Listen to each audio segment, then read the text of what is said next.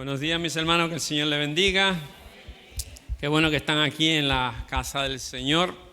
El tema de hoy, a ver si lo ponen por ahí, está a salvo. Está a salvo. Es un poco controversial, ¿verdad? Puede crear un sentido retórico para muchas personas, sin importar el tiempo que usted o que estemos en la iglesia o que nos hayamos entregado al Señor. Es retórico. Lo que pasa es que es importante estar seguro que estamos salvos. Vamos a orar. Padre amado, Padre celestial, venimos esta mañana, Señor, adorándote, alabándote, Señor, y ahora vamos a presentar tu palabra, Señor. Toma control, Espíritu Santo, muévete, Señor, y que tú nos hables. En el nombre de Jesús oramos. Amén. Pueden sentarse, mis hermanos. Es súper importante, como dije, el tema es incómodo, ¿verdad? Es de suma importancia recordarnos cuando nosotros tomamos ese paso de servirle al Señor, que aceptamos a Cristo como nuestro Salvador. Tenemos que recordar el lugar, el día, la hora. Es importante porque tenemos que ver qué ha pasado desde aquel tiempo hasta el presente.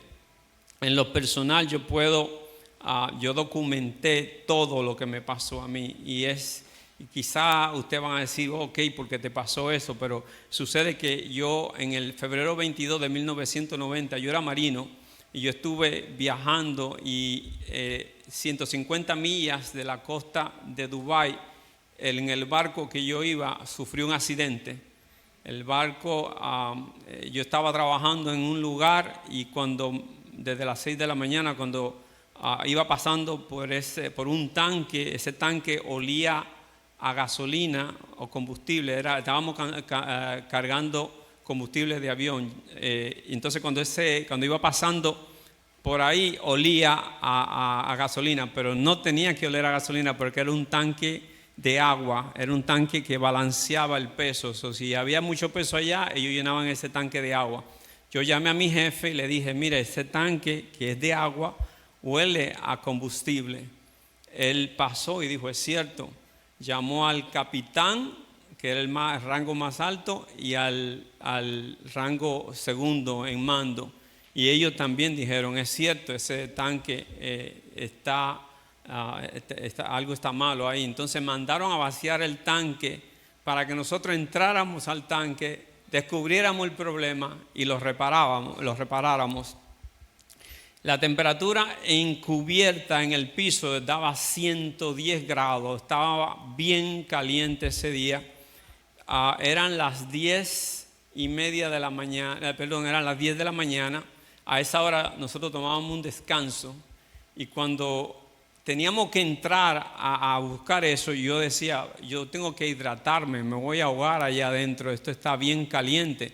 Y le digo al capitán, son las 10 de la mañana, es mi hora de descanso, a las 10:30 regreso. Él no le gustó esa idea, él dice, no, vamos a trabajar, vamos a seguir hasta las 12, ahí tú coges tu hora de descanso. Y digo, capitán, me voy a ahogar allá abajo con todo este equipo, con todo esto, estoy sudando, está caliente. Él dice, vete, no hay problema, déjalo ahí que nosotros entramos. Digo, fantástico. Entre ese argumento pasaron más o menos 10 minutos. Yo me dirijo a la cafetería, miro el reloj, dice 10:10 de la mañana. Digo, todavía me quedan 20 minutos para ir a arreglar mi cuarto y a hacer cosas que cuando uno se levanta no tiende la cama ni nada de eso, ¿verdad? Entonces agarro un emparedado, agarro un jugo. Cuando miro el reloj se escucha una explosión, se comienza a hundir el barco hacia la derecha.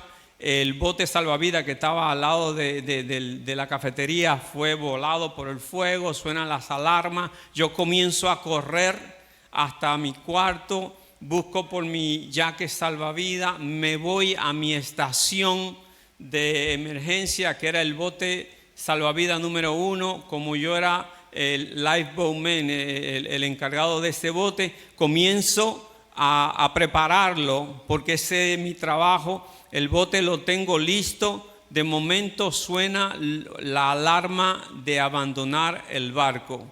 Explosiones tras explosiones. El cielo estaba oscuro, eran las 10 de la mañana, pero el cielo estaba oscuro del humo que estaba subiendo. Veo gente que están entrando al barco. Yo tengo un pie en el bote salvavidas, un pie en el barco. Estoy ayudando a gente a entrar al barco. Están heridos, cortados, están quemados y más explosiones. Y de momento un señor que estaba asustado, que quería que nos fuéramos ya, cortó una de las sogas que estaba aguantando el bote del barco. Cuando eso sucedió, el bote se separó del barco. Yo estaba un pie en el barco, un pie en el bote y me caí al agua de 80 pies de altura. En ese momento, yo no sé cómo entré, si pie primero o espalda, no sé cómo entré al agua. Lo que sí que pude sentir que el barco estaba a mi derecha y que la hélice del barco me estaba alando junto con el agua. Y entonces tuve que comenzar a nadar para salirme de ese lugar, alejarme de la hélice para que no me cortara, pero estaba siendo rodeado por el fuego que estaba encendido, el mar estaba encendido por el derrame que había causado la explosión. Entonces ahora estoy encerrado, no tengo para dónde ir, y en ese momento que era inminente que yo iba a morir, lo que parecían los últimos minutos de mi vida, yo me acordé de la película de Cristo, ¿no? Y yo me acuerdo que en la cruz Cristo dijo: en tu mano encomiendo mi espíritu. Yo en ese momento dije: Señor, perdona mis pecados y en tu mano encomiendo mi espíritu. Y en ese momento vino una paz. Me pasó una película por mi mente. Yo pude ver todo mi pasado en segundos. Y en ese momento yo recibí paz, yo me sentí perdonado, pero lo más absurdo es que acabando de haber hecho ese clamor, acabando de haber perdido perdón por mis pecados y entregarle el Espíritu Santo al Señor, en ese momento estaba presto a cometer mi primer pecado. Porque le digo eso, porque es que por mi mente, en el medio del desespero, en el medio del fuego, en lo que parecía mi último minuto, a pesar de que el Señor ya me había perdonado y de yo haber estado tranquilo, sin miedo a morir, yo por mi mente pensó ahogarme para no morir quemado. Y el Señor es tan bueno, ¿verdad? Recibí del Señor paz en ese momento, como dice en Filipenses, una paz que sobrepasa todo entendimiento. Pero yo en mi propio esfuerzo le intenté ahogarme para no morir quemado. Y cuando le dije que estaba presto a cometer eso, era porque el matarse es un pecado. El Señor no me acaba de librar del fuego, de morir quemado, de morir cortado por la hélice, de morir en la explosión, porque donde explotó era donde yo estaba.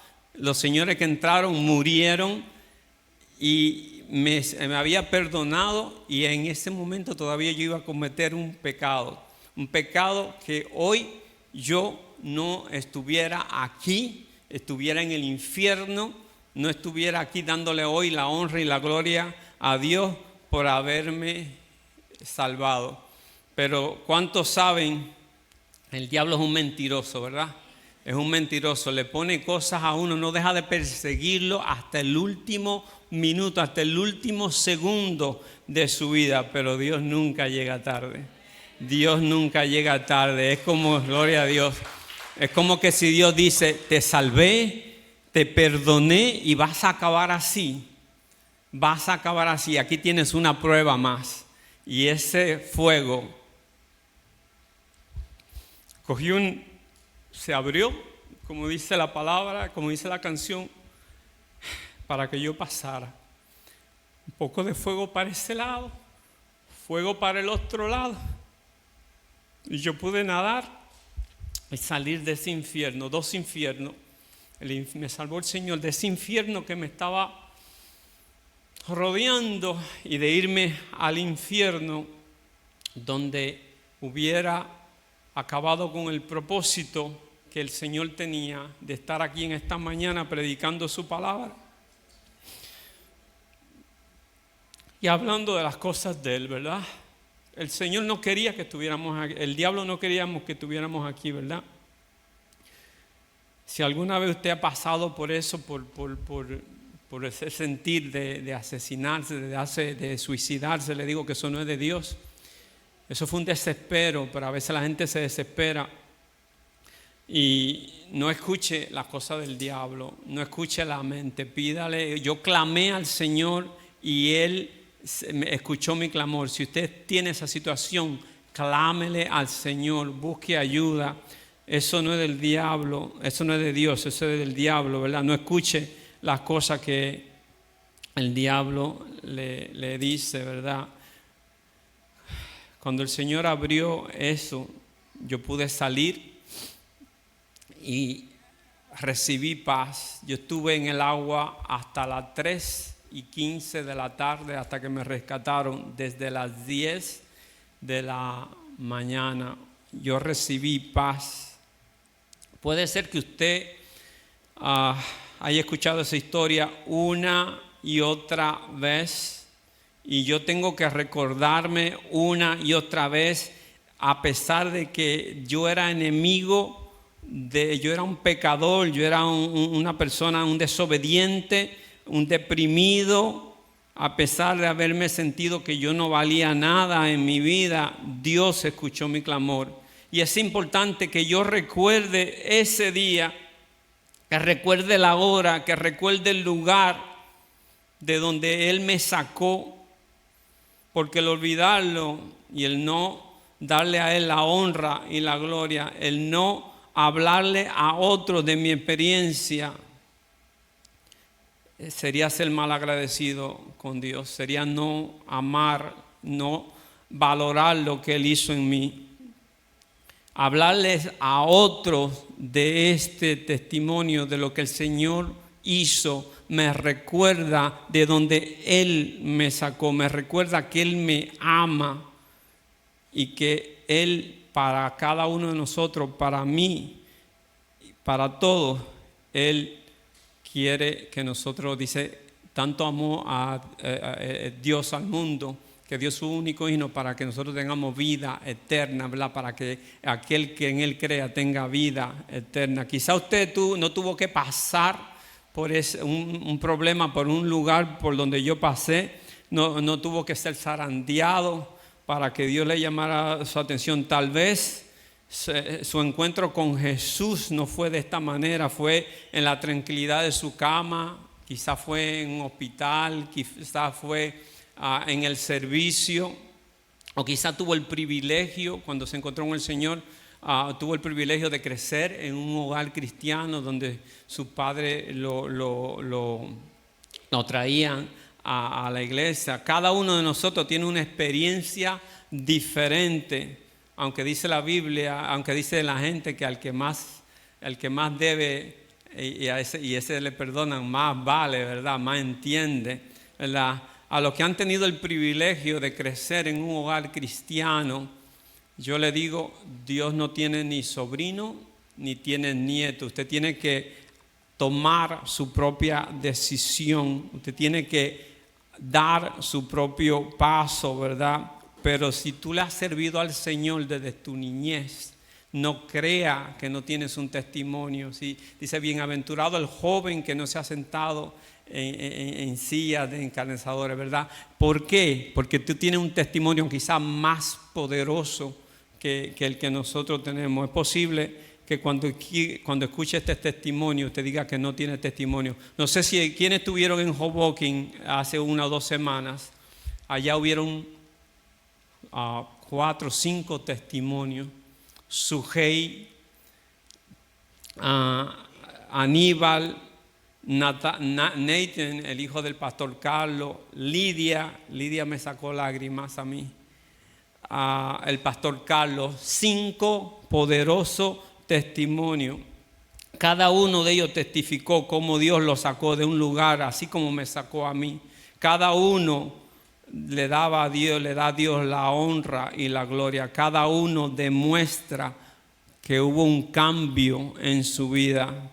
Tal vez usted crea que usted no tiene un testimonio a los ojos de los hombres cuando escucha de esos testimonios, pero sí usted tiene un testimonio. Si usted escucha esos testimonios, si no lo ha escuchado, yo creo que un día aquí va a tener que hacerse un servicio de testimonio. No se necesitó prédica ese día con lo que ellos dijeron. Cada uno de ellos tuvo un testimonio poderoso. No importa cuán sublime o cuán trágica fue su experiencia al momento que usted tuvo su encuentro con Jesús, lo importante es que tiene que entender y tiene que grabarlo y tiene que acordarse que a través de su muerte nosotros somos justificados. Somos justificados. Y le hago dos preguntas en esta mañana. ¿Eres justificado? ¿Qué has hecho con esa justificación? Les invito a buscar en su Biblia, en nuestra Biblia, en Romanos 5:1. El capítulo 5, mantengan la Biblia abierta porque vamos a visitar ese capítulo varias ocasiones, pero vamos a enfocarnos en el versículo clave que es 5:1. Dice, justificados pues por la fe tenemos paz para con Dios por medio de nuestro Señor Jesucristo. Al leer eso me causa curiosidad porque en el capítulo 3 del mismo libro de Romanos, del versículo, si lo pueden poner, del 3 al 12, Romanos 5:1 nos dice que somos justificados, pero en Romanos 3, el versículo 10 dice, el apóstol dice, como está escrito, no hay justo ni aun uno. No hay quien entienda, no hay quien busque a Dios.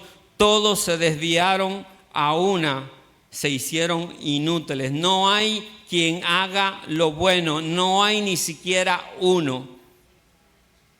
Cuando se habla aquí de que no hay quien haga lo bueno, debemos de entender lo que dice Santiago 4:17.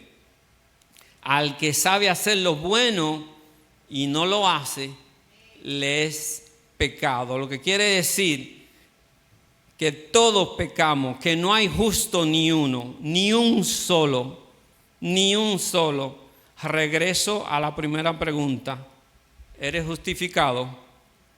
La justificación no es porque nosotros hagamos o dejemos de hacer. La justificación viene de Dios. Es el acto por el cual Él nos declara justos, perdonando nuestro pecado gracias a la obra de Jesucristo y a través de la fe en Cristo. A través de la fe en Cristo. Hay sectas que dicen que si nosotros hacemos obras, a veces vienen y le dicen a uno, te ganaste el cielo por las obras. En nuestro propio entender puede ser que nos autocalifiquemos diciendo yo soy bueno, yo doy los diezmos, yo obedezco las leyes, yo doy ofrenda, ¿verdad? Pero aquí en Efesios 2:8-9 dice, porque por gracias sois salvos por medio de la fe, y esto no de vosotros, pues es don de Dios, no por obras para que nadie se gloríe. No por obra, no porque seamos buenos, no hay justo, ni uno hay justo. Y es bueno hacer las obras, es bueno porque dice que sin obra no hay fe, una fe muerta, ¿verdad? Una fe sin obra es muerta. Mas Dios muestra su amor. Aquí vamos a entender esto. Justificados, dice aquí, mas Dios muestra su amor por nosotros. En Romanos 5:8. Muestra su amor. que siendo aún pecadores, Cristo murió por nosotros. No son nuestras obras, no es lo que hagamos o dejemos de hacer.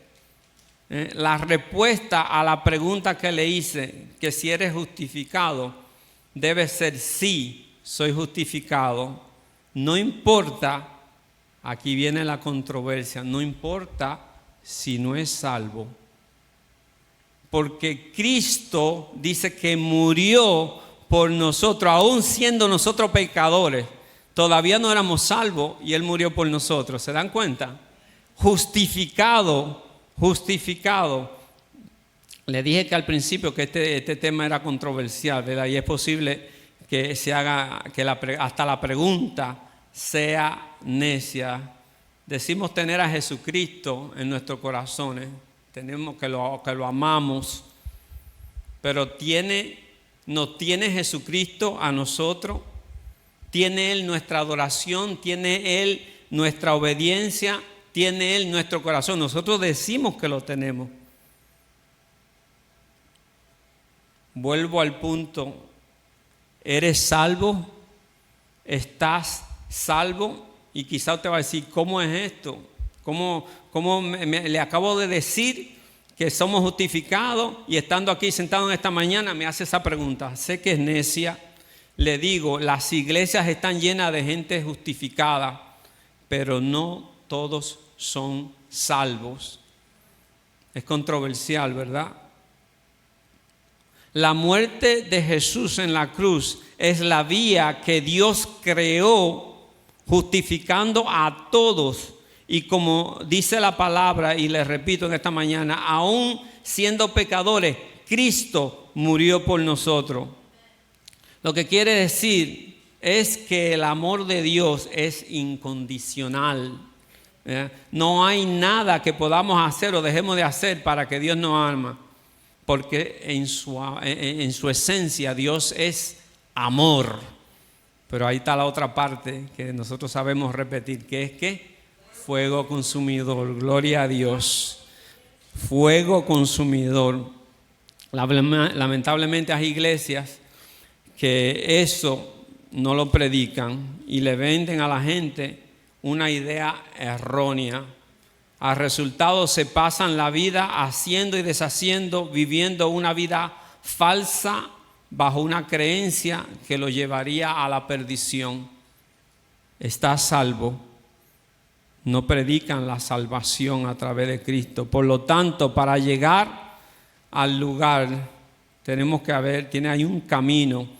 Juan 4:6 dice, Jesús dijo, yo soy el camino, la verdad y la vida, y nadie viene al Padre si no es por mí. Gloria a Dios. Por lo tanto, para llegar al lugar deseado, usted tiene que tener ese ticket, decía mi suegro. El ticket, el boleto comprado para llegar. Pregúntele al que está a su lado, ¿conoce el camino? Pregúntele, ¿conoces el camino? Una vez que usted tome el camino, una vez que usted acepte a Cristo, hay que permanecer y perseverar, porque ese es el otro peligro que no se predica. Predican salvo es siempre salvo. Santiago 1:12 dice así, bienaventurado el varón que soporta la tentación, porque cuando haya resistido la prueba, recibirá la corona de vida que Dios ha prometido a los que le aman. Resiste, persevera. Gloria a Dios. Cuando uno toma el camino, si vamos para Florida, cogemos la I-95. Si usted se sale, va a ir a otro estado, tiene que volver a coger la 95 para llegar a Florida, gloria a Dios. Persevere, regrese al camino que es el Señor. Apocalipsis 2:10 dice, no temas en nada lo que vas a padecer. Vamos a tener prueba. He aquí el diablo echará a alguno de vosotros a la cárcel para que seáis probados y tendréis tribulaciones. Vamos a tener problemas por 10 días. Sé fiel hasta la muerte y yo te daré la corona de la vida. Gloria a Dios. No te dice apártate, vete por ahí a bailar, a beber, no hay problema. Mire, usted escucharon la noticia triste de este joven que tenía temas controversiales, pero lo que me gustaba a él, que públicamente adoraba al Señor, públicamente hablaba de Cristo, públicamente le decía a los jóvenes, lo mejor que tiene que hacer es casarte, servirle al Señor, buscar de Dios, Jesucristo es el Señor. Este joven prominente fue asesinado. Hoy, mañana no está garantizado. Él, gloria a Dios, sabemos hoy dónde está porque él daba testimonio de su vida. Es por eso que casi nosotros tenemos que siempre estar preparados, y si nos apartamos, tenemos que regresar a la senda, al camino. Hay una percepción errónea de que la gente que aceptan a Cristo como nuestro Salvador y Señor, no hay nada más que hacer. La falacia de la gracia ha llegado a que la gente crea que pueden vivir haciendo y deshaciendo sin sufrir consecuencias. Muchos asisten a los servicios sin tomar en serio la muerte de Cristo. Entran y salen como si fuera un supermercado o una tienda. Mateo 7:21 dice: no todo el que me dice Señor, Señor, entrará al reino de los cielos, sino el que hace la voluntad de mi Padre que está en los cielos. Gloria a Dios. Es por eso que casi todos los servicios debemos de hacer el llamado a aceptar a Cristo como nuestro Salvador. Muchos de los que asisten a los servicios pueden ser que vengan por una tradición, que vengan por un compromiso, que alguien lo invitó, por una rutina. Qué bueno que hoy sacó el tiempo de estar aquí en esta mañana. El apóstol Pablo dice en Romanos 5, Romanos 5:1, vuelvo y dice que mediante la fe tenemos paz con Dios mediante nuestro Señor Jesucristo. Y es la fe en Cristo Jesús que nos lleva a la salvación y al camino. El capítulo 5, en ese capítulo, cuando después le dije que le dejaran abierta la Biblia, están listados varias cosas que son resultados de la justificación en Cristo. Y uno de ellos, el primero que habla, es de paz. Menciona paz con Dios, tenemos paz. Al momento que nos arrepentimos y pedimos perdón a Jesús por nuestro pecado, tenemos que creer que mediante ese acto de humillación, porque cuando pedimos perdón nos humillamos, de rendimiento nos rendimos al Señor. Ese acto restablece la relación con Dios y por ende nos da paz. Cuando dos países están en guerra y se hacen amigos, hay paz. Ahora nosotros con Jesucristo, Él restableció esa relación y nosotros tenemos paz. ¿Se siente perdonado?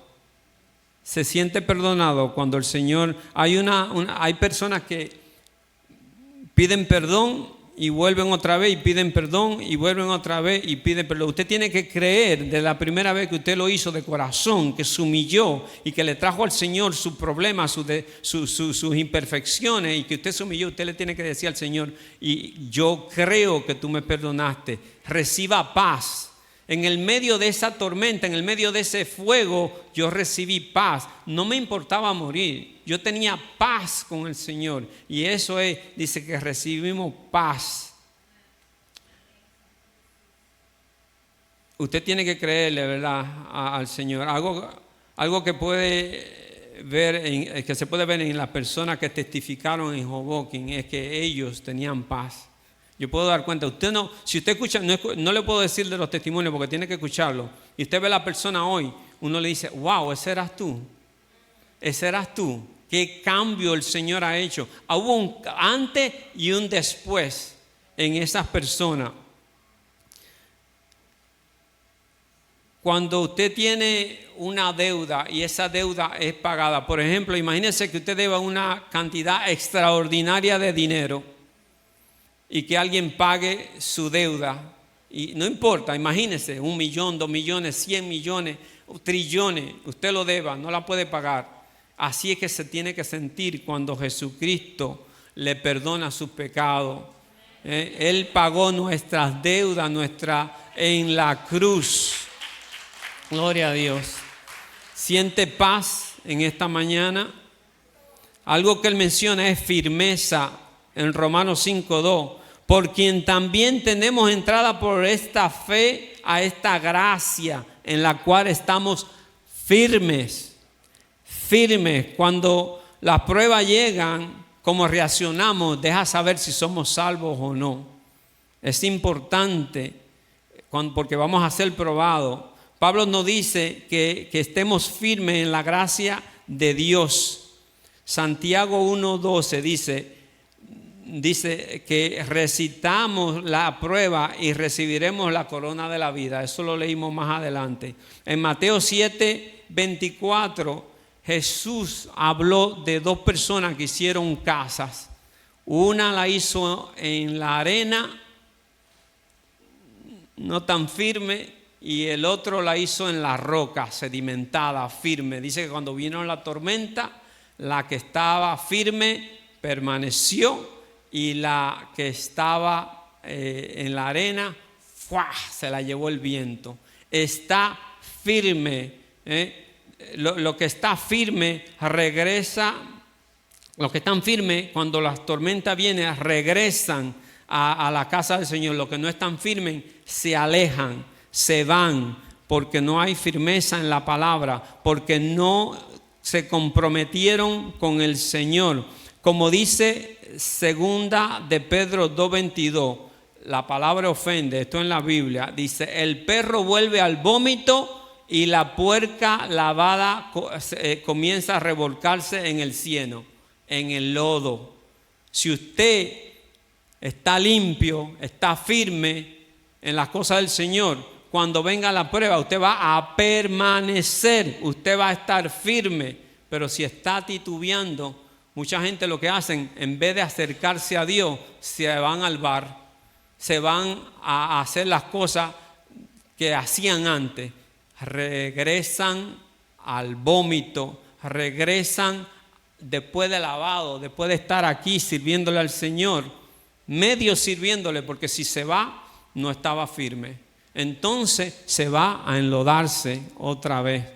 Manténgase firme en Cristo, persevere hasta la muerte, no se rinda, venga a los servicios, manténgase conectado con Cristo, no se aleje de los hermanos, no se aleje, nos apoyamos los unos a los otros. Solo peligra.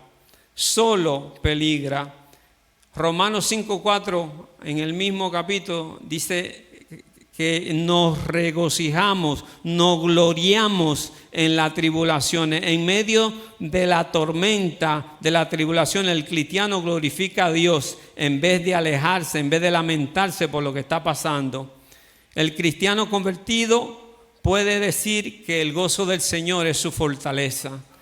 Gloria a Dios en el medio de todo, ¿verdad? La adoración no debe de cesar porque las cosas no vayan mal, porque no tengo trabajo, porque hay enfermedad. No debe de cesar, porque la situación de nosotros no cambia, Dios no cambia. Al contrario, en medio de esa prueba nosotros podemos alcanzar fe si permanecemos, si somos firmes. Pero nuestra adoración con el Señor, porque vaya mal con el trabajo, porque vaya mal la salud, nuestra relación con el Señor no debe de cambiar.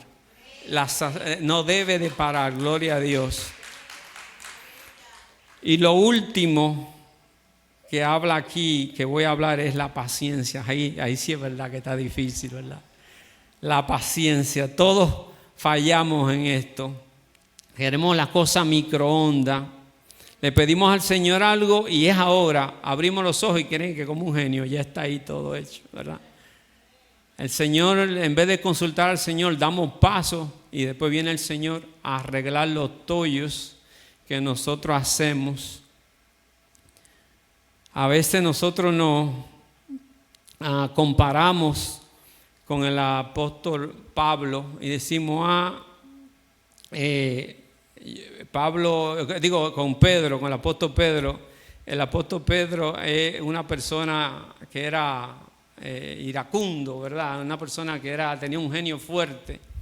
Y a veces esas actitudes de la impaciencia nos pueden dar ese ánimo a nosotros. Se comparan con Pedro. Pero le voy a decir algo aquí. A veces con esa impaciencia nosotros podemos a veces hasta ofender personas, decir cosas. Dice aquí Santiago, con ella, con la boca que bendecimos a Dios y al Padre, con ella maldecimos a los hombres que están hechos a la imagen y semejanza de Dios. Tenemos que tener cuidado con eso. Esa gente ¿cuántos se identifican con el apóstol Pedro? ¿Se identifican? Saben que en Hechos 2 habla de que Pedro estuvo en el aposento. Dice que todos fueron llenados del Espíritu Santo. Ese mismo día que Pedro fue lleno del Espíritu Santo, salió y predicó. 3,000 personas se convirtieron. Dice que tanta era la unción que él tenía, que cuando caminaba por la calle, la gente ponía los enfermos para que se sanaran, pero sabemos que no era la sombra y que tampoco era Pedro, ¿verdad? Como dice la canción, era el espíritu del Nazareno, gloria a Dios. Romanos sigue diciendo ahí, la paciencia da, en Romanos 5, 4, 5, la paciencia da prueba, vamos de gloria en gloria. La prueba esperanza y la esperanza no avergüenza, porque el amor de Dios ha sido derramado en nuestros corazones por el Espíritu Santo que nos fue dado. ¿Cuántos ahora que saben lo que Pedro hizo se identifican con Pedro? Anteriormente nos identificamos que era iracundo, pero ahora que tiene el Espíritu Santo empoderado, él cambió. Asimismo, ese cambio tiene que estar en nosotros cuando venimos al Señor. ¿Se identifica con Pedro? Gloria a Dios. Recibimos el Espíritu Santo que nos fue dado. El cristiano convertido cuando sobrepasa las tribulaciones y en las tribulaciones nos gloriamos, recibe paz. Esto nos lleva a tener paciencia, esto nos lleva a poder resistir la prueba porque vive la esperanza de Dios y dice que no nos avergonzamos. ¿Por qué no nos avergonzamos del Evangelio? Porque es poder de Dios. Gloria a Dios. No nos podemos avergonzar porque hemos recibido el Espíritu Santo, porque el amor de Dios ha sido derramado en nuestros corazones como Pedro. Y ya sabemos cuáles son los frutos del Espíritu.